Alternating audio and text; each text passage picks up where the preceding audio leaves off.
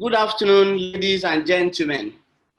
My name is Rufus Ojewola. I'm a consultant urologist working with Lagos University Teaching Hospital, Idiaraba. I will serve as the moderator for this meeting this afternoon. Let me first of all apologize for starting about 5 minutes behind schedule. We are trying to sort out some technical issues that arose shortly before 4 p.m. So on behalf of Superior Pharmacy, I welcome you warmly to this webinar organized to enrich our knowledge on the pharmacological management of an important and one of the most common conditions in urological practice, benign prostatic hyperplasia. We hope to run this program for an hour thereabout. So let me quickly go through the agenda for this meeting. First of all, there will be an opening remark from about 5 minutes from the special guest of honor for this program, who is the president of Nigerian Association of Urological Surgeons. And after this brief opening remark, the main and the only lecture of the day, titled Pharmacological Management of Benign Prostatic Hyperplasia, will take place for 30 minutes. I'm sure this will include supporting evidences for medical therapy in form of different trials as well as local guidelines for management of BPH. This lecture will be taken by Professor Shidi Oranusi, who I will introduce properly later at the appropriate time. Following this, Pharmacist Shegun Alawode will talk to us about two of their pharmacological products for managing benign prostatic hyperplasia, Flowell and Flowell Plus. And I sincerely hope that within the time allotted to him, he will be able to address several issues bordering on cost, safety, affordability, and availability of their products. After the lecture and draw presentation, there will be a question and answer segment. In the light of this, kindly get yourself familiar with the control panel on the webinar interface.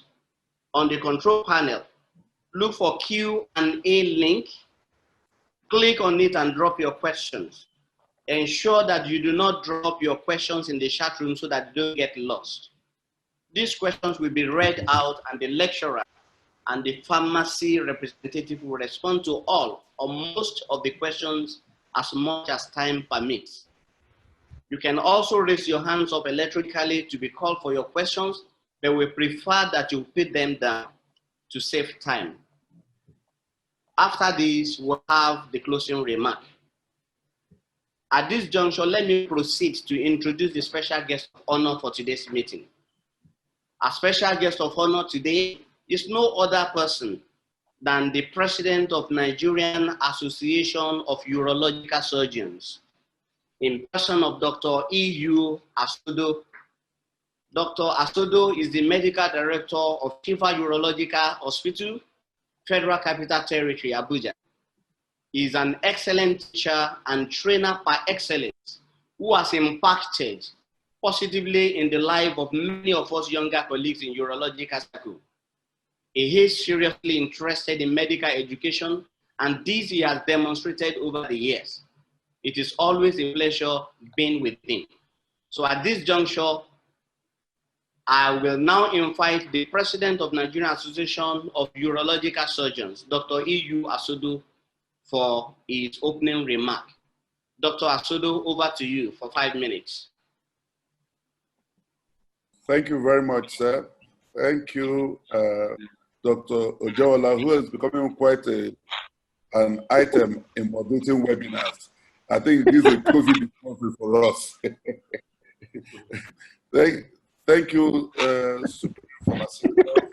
COVID has discovered for giving us this opportunity, learning opportunity as it were. And I want to thank the special speaker today, Professor Oranusi. I'm sure he will give us quite a substantial. Incidentally, Nnewi is one of those areas where you have a lot of BPH in society.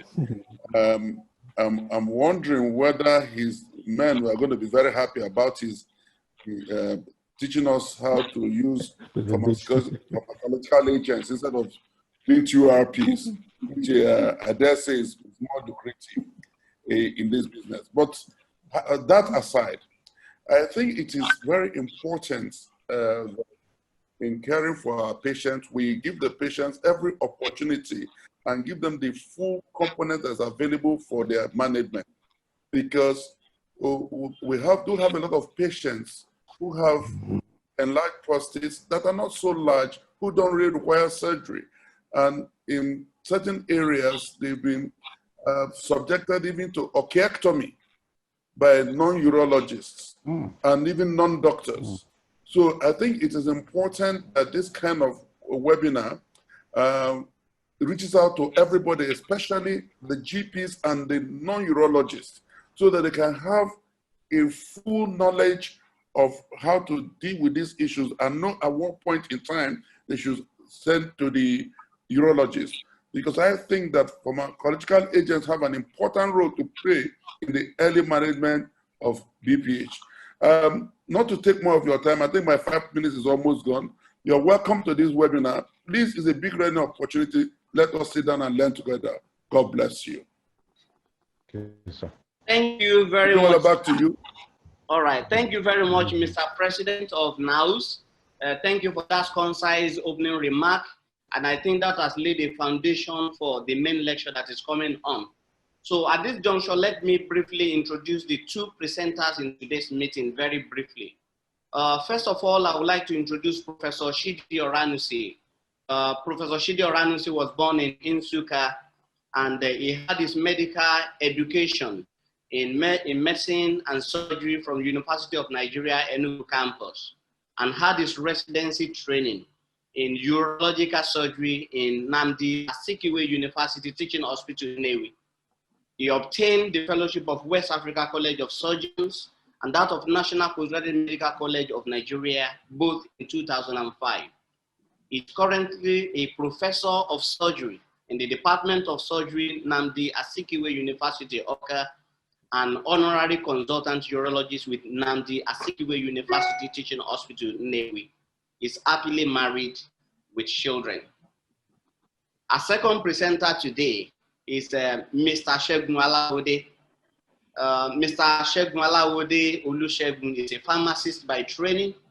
He graduated from Olabisi Onabanjo University, Ogun State. His sales career has spanned about 18 years, working in multinationals like Novartis Pharma, AstraZeneca, and indigenous companies like Elbe Pharmacy and Germany Pharmaceuticals. He joined Superior Pharma, who is organizing this program today as the National Sales Manager in 2018. He's also happily married. The time for the lecture is now. It is my pleasure to welcome Professor C.K. Oranusi for his presentation. Professor, sir, over to you for 30 minutes. The topic for my presentation is pharmacological management of benign prostatic hyperplasia. And as you can see, these are my affiliations. Now, at the end of the session, the objectives include to understand the principles behind the drug treatment of BPH, yes, and the role of combination therapy in the treatment. Now, by way of introduction, we know that benign prostatic hyperplasia is defined as an increase in the total number of prostatic stromal cells and prostatic glandular epithelial cells within the transition zone of the prostate. It is also common knowledge that the prevalence of this condition increases with age. And in Nigeria here, we have symptoms suggestive of BPH. Some other studies have also shown that in men less than 30 years, in the 4 decades, the prevalence is about 8%, while in men above 50 years, the prevalence is more than 50%. Professor Oranusi, can you please raise up for your voice so that we can hear you better? Now, how do they usually present? They present with lower urinary tract symptoms. I think it's my internet connection. All right. Can you hear me now? Can you hear me now? Yes, we can hear Hello? you, but raise up your voice so that we can hear you better. Hello? Hello, we can hear you, sir. Can you hear me? We can hear you, sir. I think the Hello? presenter is having it. We can hear you, sir. Hello? Can you hear me now? Yes, we can Yes, hear Okay. you. Speak on. So like I said, okay. They usually present with lower urinary tract symptoms, which we classify as storage symptoms, voiding symptoms, storage symptoms, voiding symptoms, and post-maturation symptoms. In the storage, while in the voiding symptoms, we have a hesitancy, feeling of incomplete voiding, intermittency. Then the post-maturation symptoms can include terminal dribbling.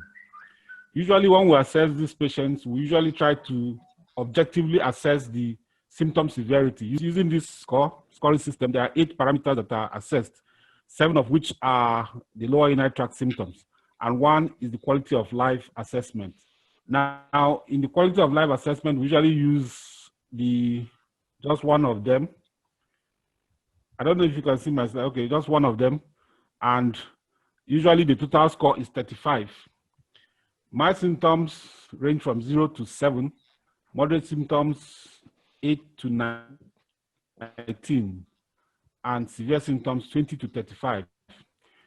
Usually patients while those with scores of up to 35, sometimes we class them as those with complete obstruction.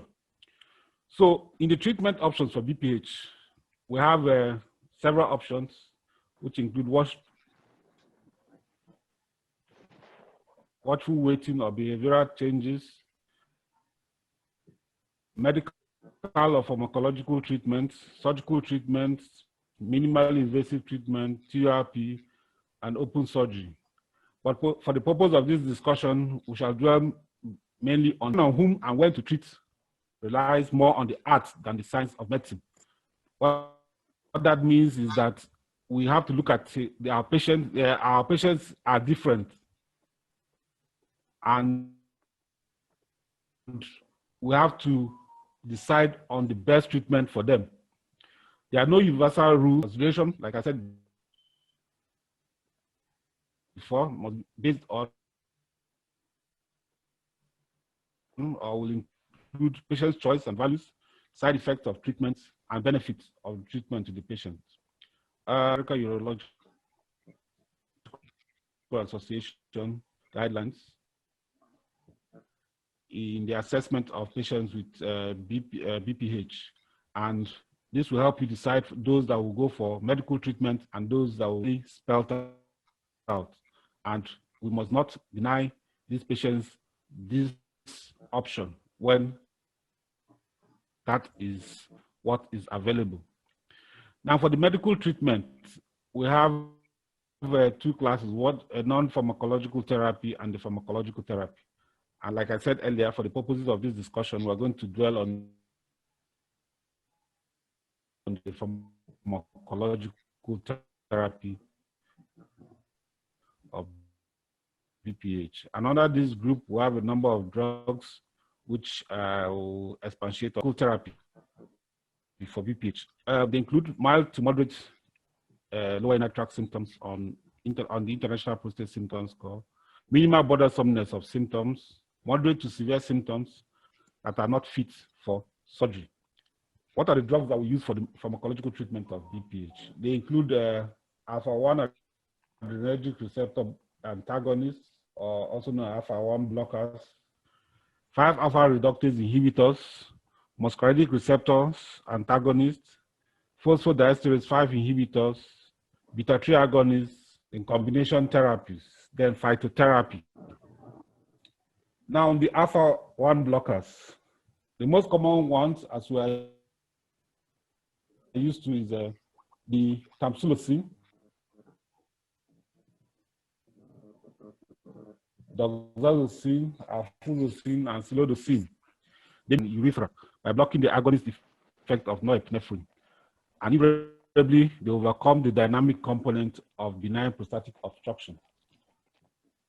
This class of drugs are suitable for men with small prostates, and this group of patients, they have 30 to 40% reduction in symptom severity and up to 60 to 25% improvement in their Qmax when they are used. Again, another advantage of this class of drugs is that their effects are prompt in a very long period of time. Tamsulosin has a rapid onset of action within 1 week. Aflazocin additionally improves sex drive in men with erectile dysfunction. There is no evidence of tolerance to alpha blockers for up to 18 months. Some of the side effects that are known to occur with the use of this drug include asthenia, dizziness, orthostatic hypotension, especially in those with hypertension, ejaculatory dysfunction in the form of reduced ejaculates, and for patients who have cataract and may be planning surgery, there's a condition known as intraoperative floppy iris syndrome, which must be taken care of before such surgeries are undertaken. Now, what is the rationale for alpha receptor blockers? Now, used is the Nigerian Association of Urological Surgeons. They recommend the alpha blockers are good initial treatment for Lutz BPH patients with moderate to severe symptoms. They have the advantage of rapid onset of action, good efficacy, and low levels of adverse effects. Young patients who need to preserve sexual function should be placed on aflazocin. Adverse effects should be explained to the patient before commencing the drug. Now, the 5 alpha reductase inhibitors. There are 2 5-alpha reductase inhibitors in clinical use, finasteride and dutasteride. 5-alpha reductase inhibitors shrink the prostate by inducing prostatic epithelial apoptosis and atrophy, leading to prostatic size reduction in about 16 to 28% of patients. They also reduce the circulating PSA levels when used for up to 6 months. So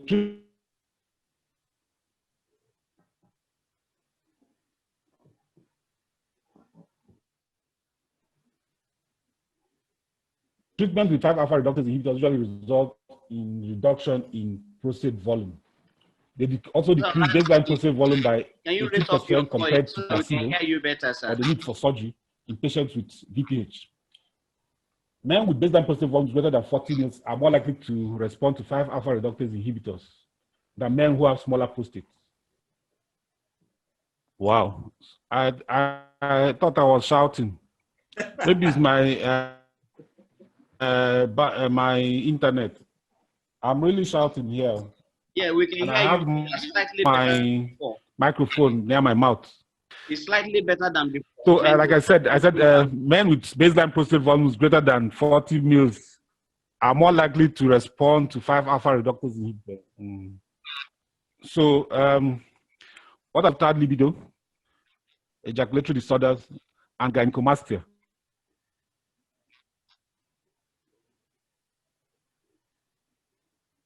What is the NIOSH recommendation for this class of drugs?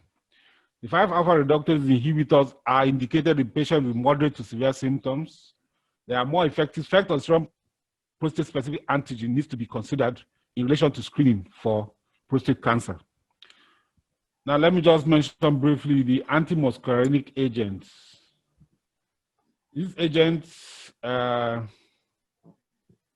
inhibit the muscarinic receptors in the bladder, causing bladder smooth muscle relaxation, and in turn reduce storage symptoms. The available drugs include oxybutynin, toldorodine, sulfenacin, and darifenacin. The side effects include dry mouth, constipation, iteration difficulties, and dizziness.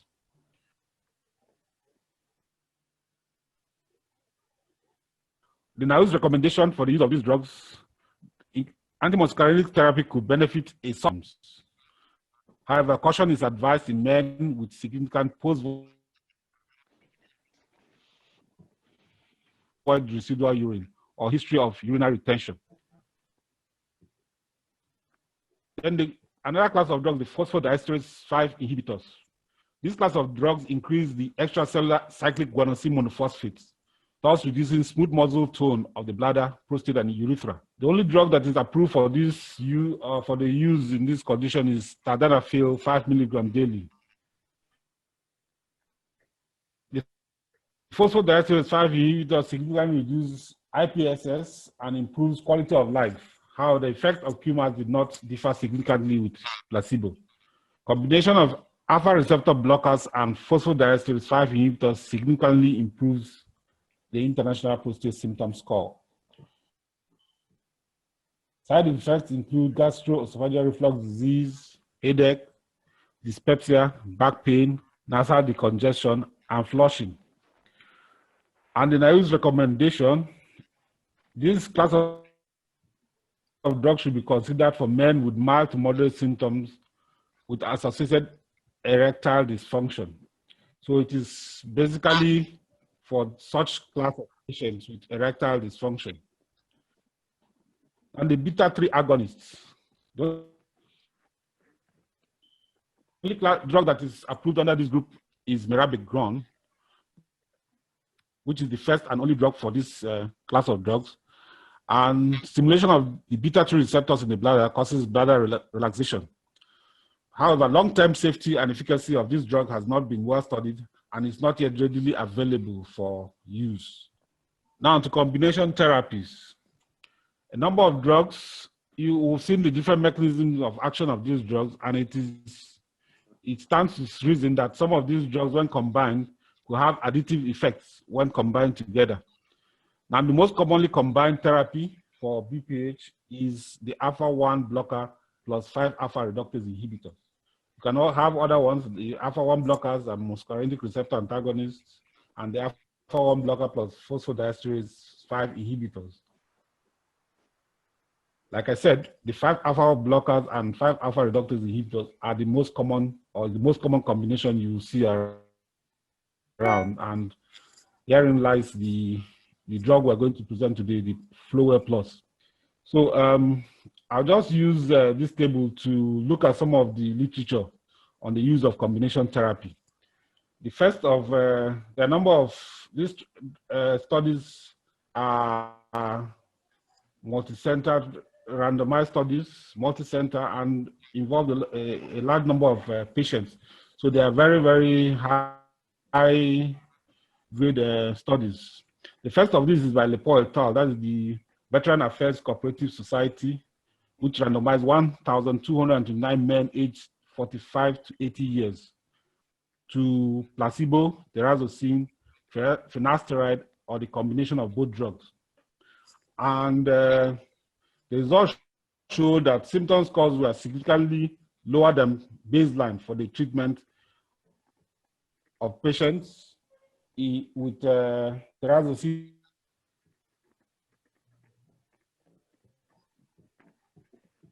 alone and with the combination therapy.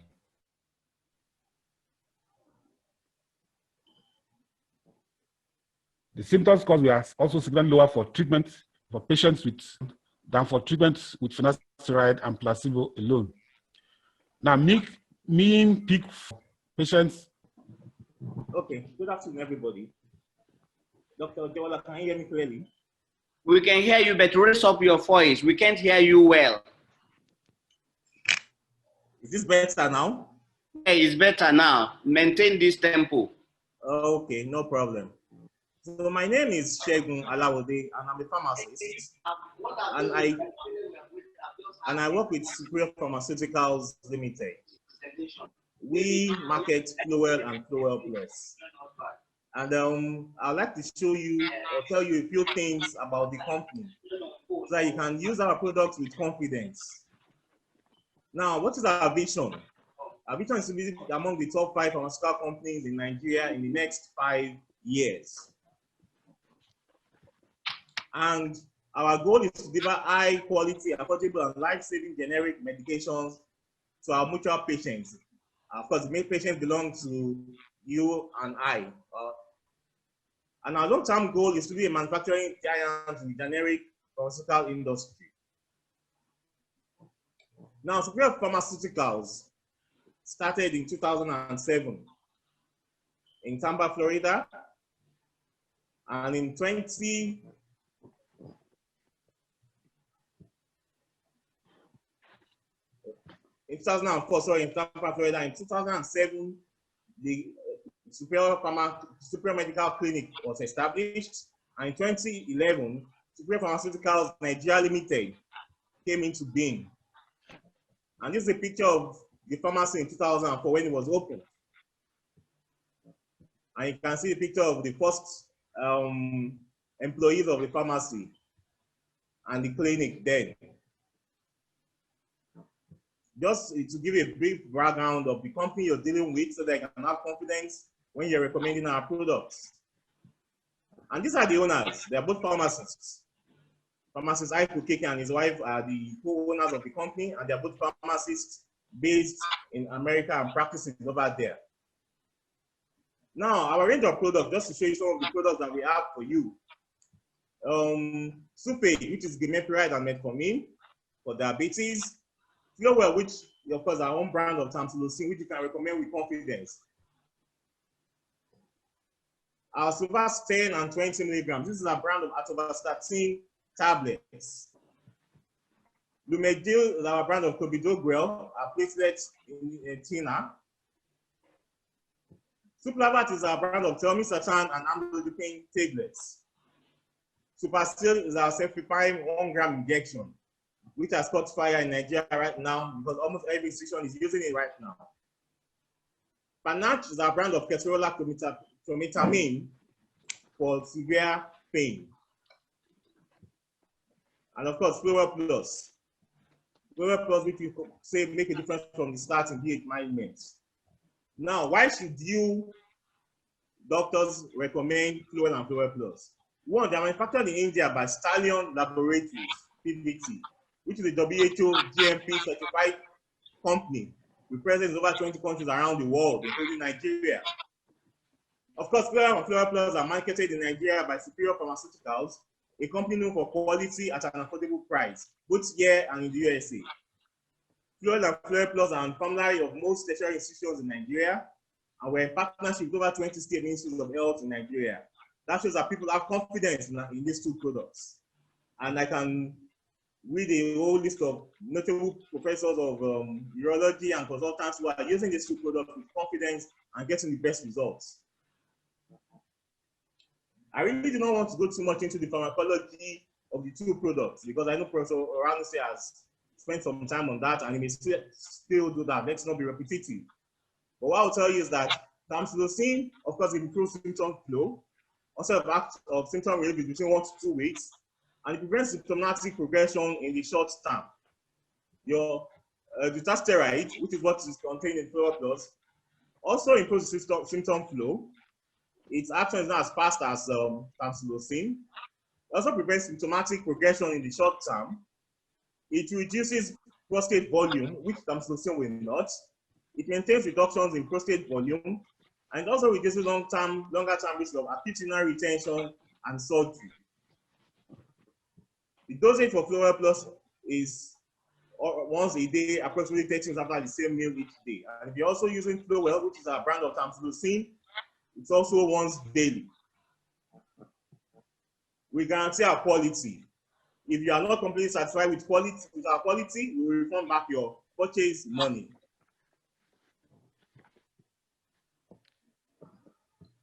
We therefore ask that you partner with us and purchase our products with complete confidence. Thank you very much, Dr. Ojewola. Since we have this serious internet problem and we cannot get Dr. Oranuse connected with us, I think we should proceed to question and answer. If he joins us, he will take some of the questions. and I may also help him to answer some of the questions if he's unable to join us. So let me first of all look for the questions that are directed to the pharmacist. All right. Now to the panelists, as a pharmacist, Mr. Francis Obasi said he had a patient who was placed on combination therapy by his doctor, and patient was doing well on medication, but later developed some erectile dysfunction problem with decreased libido. What is the best treatment option for this patient? I don't know, you say as a pharmacist. Hello? Yes, sir. All right. Well, I think Professor Ranusi ordinarily should have answered this question. So since he's not here, if a patient is on combination therapy and he develops erectile dysfunction, if the patient does not have it before the commencement of the therapy, is likely to be due to the alpha reductase inhibitor component of the combination therapy. And I think the rational thing to do is to withdraw the alpha reductase inhibitor for the patient to continue with alpha-1 adrenergic blockers.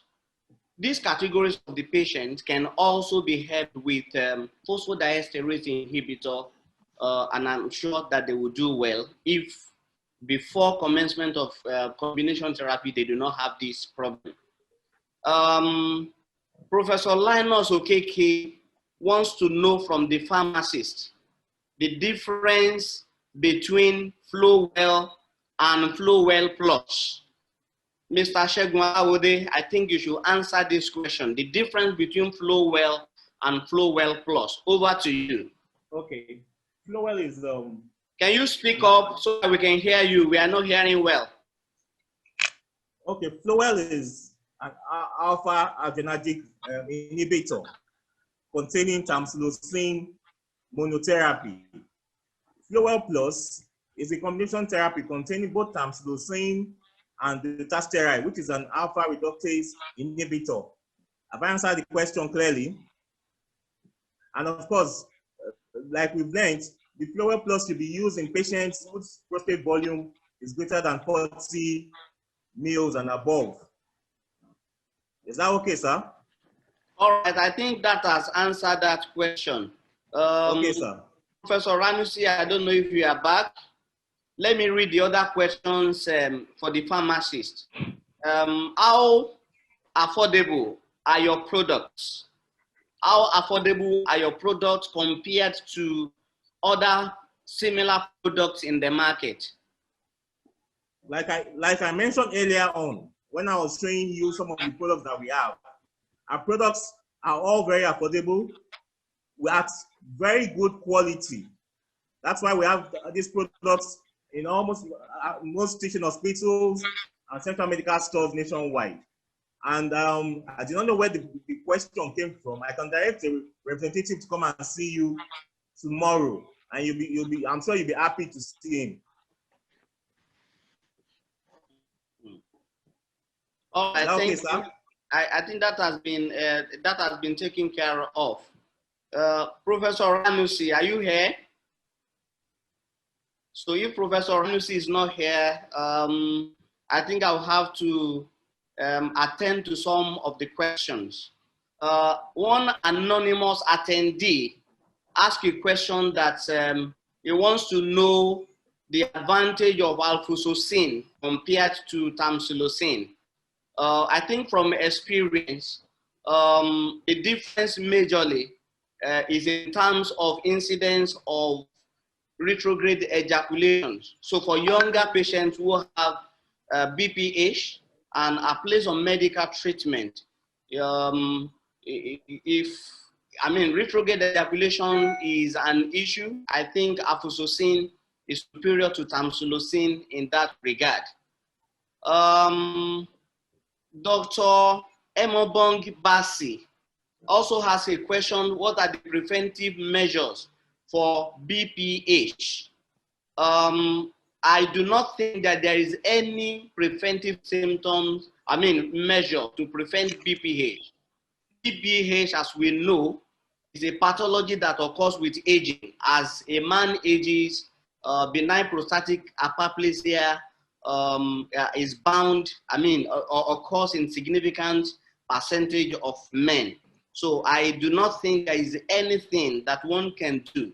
However, for people who are at increased risk of developing BPH, maybe positive family history, or they have enlarged prostate on routine ultrasound scanning, and they do not want it to progress, such a patient can actually be on alpha reductase inhibitor to reduce the rate of growth.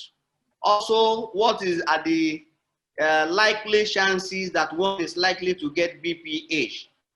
What we know about incidence of BPH is that it increases with age, and it is rare below the age of 40, but by the time one gets to 50, the incidence of BPH increases significantly with age. One other anonymous attendee wants to get Professor Oranusil's presentation. We will talk to Professor Oranusil so that they can make a presentation available. And I think the organizer will get this across to you through your registered email. And Dr. Toshuku Aka, he said, what are the other names for storage and voiding symptoms respectively? I think the storage symptoms are previously referred to as irritative symptoms, and the voiding symptoms are previously referred to as obstructive symptoms. But as we know now, obstructive symptom generally is an older terminology, and the symptoms under these have been subdivided into voiding symptoms, and we have post-micturition symptoms. So previously, voiding symptoms were part of the obstructive symptoms. On the issue of hypotension as one of the side effects of the alpha reductase inhibitors, which of the alpha reductase inhibitor will be recommended with less case of hypotension? How I wish Professor Ranusi is here to give an answer to this. I don't know if one is superior to the other. All that I know is that most adrenergic blockers causes hypotension, and that is why we usually recommend that they take it at night when they assume recumbent position to lessen the incidence or the effect of that. Jerima Godwin said, thank you for your presentation. He said he doesn't know, he wants to know if there are confirmatory diagnostic investigation for benign prostatic hyperplasia. In terms of diagnosis of BPH, we have histological BPH and we have clinical BPH. For histological BPH, we obtain the exact diagnosis of BPH after prostate biopsy is performed on a patient, either for elevated prostate-specific antigen level or for the abnormal digital rectal examination or abnormal ultrasound findings. And that is when you can get diagnosis of histological BPH when the result comes back from the pathologist. As for clinical BPH, it is a clinical diagnosis, which is arrived at when a patient complains of lower urinary tract symptoms, and of course you have ruled out other pathologies that can give rise to lower urinary tract symptoms in the presence of radiological findings of enlarged prostates. I think we have answered some of these questions. It says some patients complain of impotence and with the use of finasteride and tamsulosin. Tamsulosin combo, what is the recommended remedy? I think we mentioned this. The patient complains of weak erection after commencement of combination therapy. If patient desires to have his erection back, I think the most important thing is to stop the combination therapy and leave the patient on monotherapy with alpha adrenergic blocker, and such patient may also be helped with phosphodiesterase inhibitor. Dr. Adibe Ebirim asked a question on when do we use phosphodiesterase inhibitor in BPE. How I wish Professor Ranusi is here to give an answer to this, but of course, in my own little practice, I use it when there is combination of lower urinary tract symptoms and erectile dysfunction, and I think these are patients that should be commenced on phosphodiesterase inhibitor. It can be in isolation if it works for both pathologies, if we give them good relief from their lower urinary tract symptoms and also improve their sexual function. And it can also be given as a combination therapy, that is phosphodiesterase inhibitor in addition to alpha-1 adrenergic blocker. When do we use, Dr. Adibe Ebirim also asked, when do we use saw palmetto? Saw palmetto is a phytotherapy, and I don't think they are generally recommended. But of course, we have a lot of these products in the markets, and a lot of people are using it with some significant relief in their symptoms. I do not think that they are unsafe, because they are claimed to be natural products, and they also give symptomatic relief. So I personally do not have any problem with it. But of course, when the use of phytotherapy fails, I think it's a clear indication for proper medical treatment of this condition. Dr. Keneshuku Ugo Esepwe said, good evening, my teachers. At what point does medical management is said to have failed?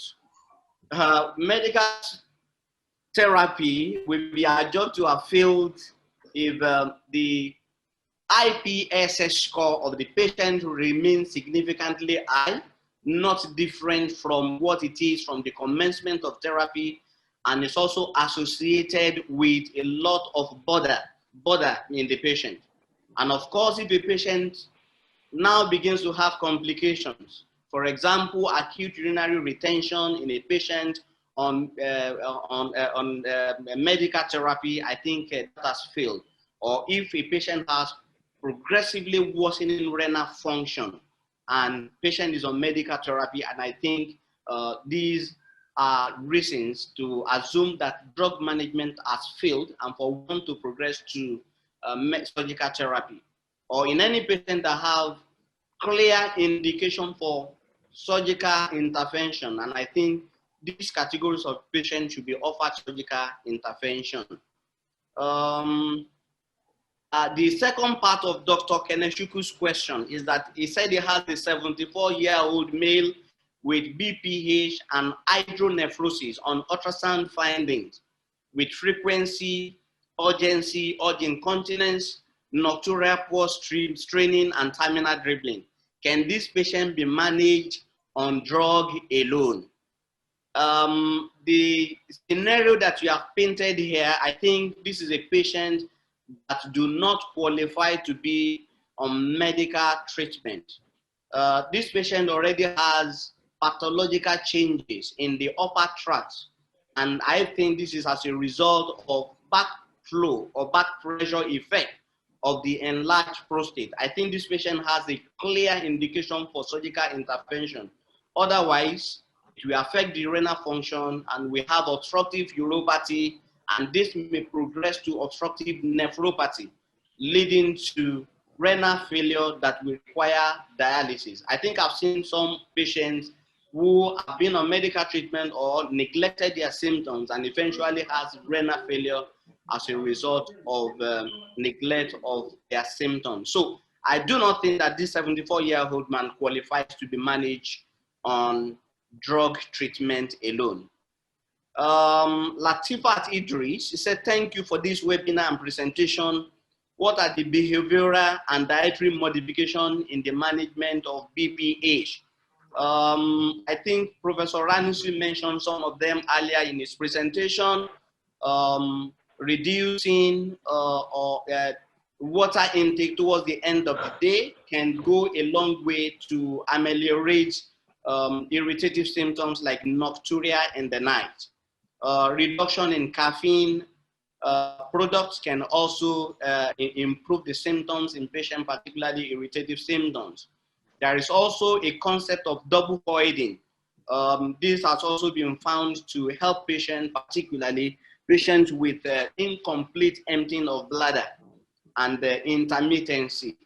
Also, patients who are on drugs that makes patients to make a lot more of urine. For example, hypertensive patient on diuretics. Such a drug should be substituted, and with substitution of the drug from other non-diuretic antihypertensive, many of them, I think they will do well. Nura Basrika Lawan asked a question: is combination therapy with alpha adrenergic blocker and 5-alpha reductase inhibitor better than alpha adrenergic blockers alone? I think a lot of studies have shown the advantage of combination therapy. In terms of immediate relief of symptoms, alpha adrenergic blockers are quite good. But when you are dealing with a patient who has an enlarged prostate, moderate to severe in size, I think combination therapy is better in this patient. And it's better in order it helps in terms of progression. We are talking of long-term effect of combination therapy. It's been demonstrated that combination therapy in these categories of patients are by far better than monotherapy with alpha adrenergic blocker. Why is Dr. Andy Joseph asked, why is the severity of lots in BPH does not correlate with volume of the prostate? Why that is so, I think it's because symptomatology in benign prostatic enlargement is as a result of both dynamic components and static components. The dynamic component talks about the receptors, that is the adrenergic receptors at the capsule, in the prostate, and at the bladder neck. And as a matter of fact, this is the most important mechanism for symptomatology in benign prostatic hyperplasia. So it's said to contribute to up to 75 to 80% of symptomatology. The other component is the static component, which is as a result of the sheer size of the prostate. So it contributes just about 20% to symptomatology. And I think that is why size does not really matter. It's why we have a person or a patient who has a 150-gram prostate and is not even symptomatic or mildly symptomatic, and yet you have a 30-gram prostate and the patient is already in retention. So in BPH generally, size does not really matter when it comes to symptomatology. Dr. Motola Akpata has that he has a patient with BPE on medical therapy, but still desire to have more children. What is your advice? If a patient is on medical therapy, if a patient is not having retrograde ejaculation, that should not be a problem, and I think the patient should continue with medical therapy because attempt to do surgical intervention for this patient in forms of TURP or open prostatectomy will cause retrograde ejaculation, and of course, his desire to have more children cannot be accomplished. So this patient, I think, should continue on medical therapy. If he's not doing well on medical therapy, then the complication of surgical therapy has to be explained to the patient. And I think this is one of the situations when patient will consider his life and his desire and look at which one is more important. Because if this patient is not treated adequately, it may progress to renal failure and have other complications that can accompany symptomatic BPH. Dr. Ahmed Mukhtar asked, is BPH considered a risk factor for prostate cancer? To the best of my knowledge, BPH is not a pre-malignant condition. It is an entirely benign condition, and does not in any way lead to prostate cancer. They are two different pathologies. What we know may be a risk factor for prostate cancer is PIN. When the histology comes back and we have high-grade prostatic intraepithelial neoplasia, that has been said to be a precursor of prostate cancer, particularly patients that have high grade of such. Dr. Anastasia MK, also, please, do you use monotherapy? And when do we use combination therapy as medical treatment of BPH?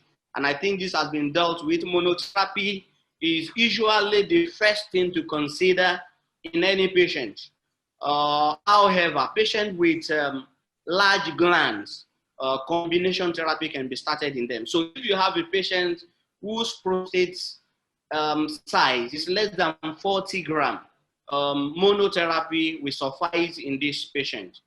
Dr. Shilong Jiang, once the presentation, will talk to the presenter to make it available. Dr. Solomon Ayimba said you.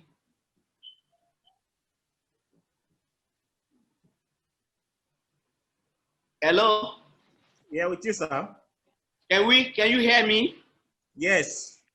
All right, okay. I think I will take two more questions, then we can call it a day because we've spent about almost 15 minutes over the time allotted for this program. There is one anonymous attendee that says, thank you for your presentation, sir. A 66-year-old man presenting with inability to urinate for a day, burning micturition, dribbling of urine and other lower urinary tract. Ultrasound shows right upper lobe kidney cyst and benign prostatic hyperplasia 72 males. Should this patient manage with monotherapy or combination therapy? 72 males prostate is a big gland, and I think this patient will benefit from combination therapy. Dr. Anastasia also say thank you so much for my above question has been answered by Professor Oranusi. Okay, projected slide. Thank you very much for bringing that to my attention. Dr. Ogenetega Obeho, thank you for your presentation. What are the effective drug choices in severely hypertensive patients with BPH, especially those on diuretics? I think all the drugs that we have mentioned, most 5-alpha reductase inhibitors are good because of their effect on also trying to control the BPH. And these drugs, if they are not in isolation controlling the hypertension, can actually be added to the real hypertensive for maximum efficacy. Doxazosin in particular is a very good drug that has been found to be very useful in lowering hypertension, blood pressure in hypertensive patients. And I still have quite a number of patients who are on it. So any of the 5-alpha reductase inhibitor have hypotensive effect. They may just do the work alone or in most of the time in combination with proper anti-hypertensive medication. When anonymous attendee has, when do we use silodosin? Silodosin is an alternative to tamsulosin, alfusosin. It's an alpha adrenergic blocker. So it depends on what's available in your locality and your experience with each of those drugs. So just like we prescribe tamsulosin, alfusosin, silodosin can also be prescribed. Anonymous attendee has, thank you for your wonderful presentation. If I may ask, what is the clear explanation of retrograde ejaculation? Retrograde ejaculation is absent ejaculates in the absent seminal fluids in the ejaculate after ejaculation as a result of movement of these ejaculate into the bladder, possibly as a result of destruction of the continent mechanism at the bladder neck, either by the drug that is being given or by the operation that is performed, I mean TURP or open surgery. So when seminal fluid does not come to the external through the external meatus antegradely, and it goes retrogradely into the bladder, that is what we mean by retrograde ejaculation. Dr. David Ehihumen, which is the last question here, asked the question, is preferred volume of 135 mils considered large? I think a volume of 135 mils is large, is significant.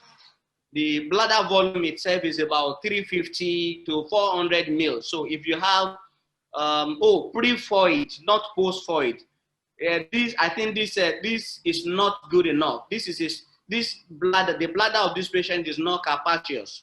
135 mils pre-void, I do not think is good enough. And as I said earlier, average bladder volume should be like 350 to 500. So if you have a pre-void volume of 135 mils, that is not big enough, and I think that's a small bladder. Baba Femi Ajala has, thank you very much for this wonderful lecture today. Please, can flow well be taken for prophylaxis uses, especially in a patient who is experiencing frequent urination at night? Well, I don't think these drugs are for prophylaxis. If a patient is already having frequent urination at night and you are using flow well for him to have symptomatic relief of that, it is no longer prophylactic. Then it is being used therapeutically. So what we mean by prophylaxis is a patient that is not having any symptoms at all, and it is not recommended. There is no need to treat a patient who does not have any of the lower urinary tract symptoms, all in the name of prophylaxis. As I said earlier, using flow well will not prevent prostate development. It's something that comes with aging. So it cannot be used prophylactically, but it can be used therapeutically for these patients that I've just painted, because patient is already symptomatic. But that is if the nocturia in this patient is as a result of BPH. So this patient needs to be evaluated to rule out other problems that can cause the nocturia. It is when you have ruled out other problems that you can recommend flow well for symptomatic relief of this patient. Dr. Uju Okoye has, thank you for your presentation. What is the therapeutic drug index for tamsulosin, and can it be used in immunocompromised patients? I personally do not have an answer to this. I don't know if the pharmacist has an answer to this. Therapeutic drug index of tamsulosin, and if it can be used in immunocompromised patients. I know that patients who are immunocompromised can safely use tamsulosin, but honestly, I do not know the therapeutic drug index. Pharmacist Alawode, I don't know if you want to help. I will get back to her on that, sir. Okay, you will get back to her. So Uju Okoye, the pharmacist in the house, will get back to you on therapeutic drug index for tamsulosin. But take it from me, tamsulosin is safe in immunocompromised patients. I personally have a number of patients, HIV patients, who are also on antiretroviral drugs, and they are doing well with the use of tamsulosin. On this note, I think we have come to the end of the question and answer segment. I sincerely hope that I've been able to answer some of these questions. These are questions meant for Professor Ranusi, but because of the network problem, I have to rise up to the occasion and answer some of these questions. If we are not satisfied with any of the questions, I think we can send our questions again through the mail, and I think Professor Ranusi will get in touch with you. We have come to the end of this meeting, and first of all, on behalf of Superior Pharmacy, would like to express our profound gratitude and appreciation to our guest of honor today, Dr. Asodo, the President of the Nigerian Association of Urological Surgeons, for accepting the invitation to grace this meeting with his presence and the opening remark. Superior Pharmacy is also grateful to Professor Oranusi, even though the network did not allow him to complete his presentation, but they are ever grateful to him for the opportunity that he has given them to hear his opinion on this important topic. And I thank Dr. Oranusi for the excellent delivery despite the network problem. We also want to recognize the presence in this meeting, Mr. Ike Okeke, the MD of Superior Pharmacy, for creating time to be with us and for approving this webinar. Mr. Ike, thank you very much. You're welcome. More importantly, many thanks to everyone in attendance for making time to be in this meeting this afternoon. We thank you for your time. We thank you for your contributions that has made this meeting a success. I will say thank you, thank you, thank you, and enjoy the rest of this evening. God bless you all. Thank you very much, sir. Please, I apologize for my poor network. I'm really sorry about that. Oh, Professor Ranusi is back. Professor Ranusi. Is Professor Ranusi back? He's over. He's back. Eh? I'm very sorry about the poor network. Even today, I didn't test running. We have to let we have to load the network. Sorry about the network, I beg. Thank you, Ojewale, for standing in. Thank you very much. All right, Dr. No problem. Has apologized for the internet problem. And of course, we are all in Nigeria and we know how the internet behaves sometimes. So it is no fault of his. So your apology is accepted. No problem, Prof. Thank you very much. Thank you. Please, I want to assure everybody that other than what you've said, just want to add a few things. I thank every one of you, Dr. Azodo, Dr. Jewala, and Dr. Arawasi, for gracing this occasion, and your information is very, very important and pertinent at this time in our country. We will make sure that everybody here gets a copy of this recording, a video recording of this webinar, and also a slide of the presentation. And if you have further questions, send us an email. We will send it to Professor Orawose and get a response back to you. So I thank the participants. And I just want to mention that one of the key differences in Flowell and Flowell Plus is that while Flowell will take care of the symptoms, take care of the symptoms of the patient, it's only Flowell Plus that can stop the progression of the disease. Like Dr. Jawala said, BPH is an aging disease. It's a disease of the aging process. If you live long enough, and if you're a male, you get a BPH.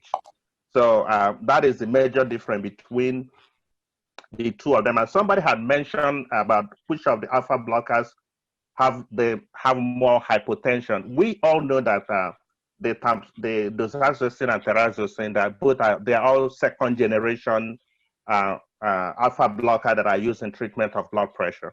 The tamsulosin is selective. It has normotensive effect. So it doesn't reduce your blood pressure, neither does it increase it. So for if you're looking for an agent that wouldn't affect the blood pressure, then the selective alpha blockers will be the way to go, like the tamsulosin. So having said that, I thank you all very much, and we are giving out the IPPS scores to your patients. We have developed a patient pamphlet that will give to the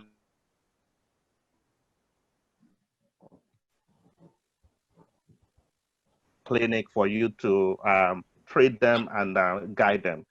Thank you very much for this opportunity for being here. I thank everyone present. I don't know if Dr. Azodo has a last comment. Yeah, okay, Dr. Azodo, we invite you for the closing remark if you have any other thing to tell us, sir. Well, I just want to say thank you for hosting us so well. It's unfortunate that the service providers in Nnewi decided to sabotage Professor Aranusi. Next time we'll lend him a service provider from Abuja so that he can hear him throughout the discussion. But having said that, I had made the pertinent clarification that needed to be done about Flowell and Flowell Plus, and it's well taken. My thing to say is that to Ike is thank you very much for this. I'm happy that you had emphasis on non-urologists also, because it may surprise you to know that in this country of ours, that people have had their testes removed because they had BPH. It's incredible, but people are actually doing such things. So I think on our part as urologists and people who are dealing with BPH, we need to put out more information out there, even to the public, so that the man doesn't get his testes yanked out because he has a BPH. Having said so, let us keep making the water flow. God bless you all. Thank you very much, sir. All right, thank you. I think we have come to the end of the meeting. Thank you. Thank you all again for your time. God bless you all. Thank you. Thank you very much, Dr. Ojewola, for stepping in so efficiently. Yeah, thank you. And that's what I will use. So soon. Have a nice day, sir. Thank you. Okay. Thank you very much, sir.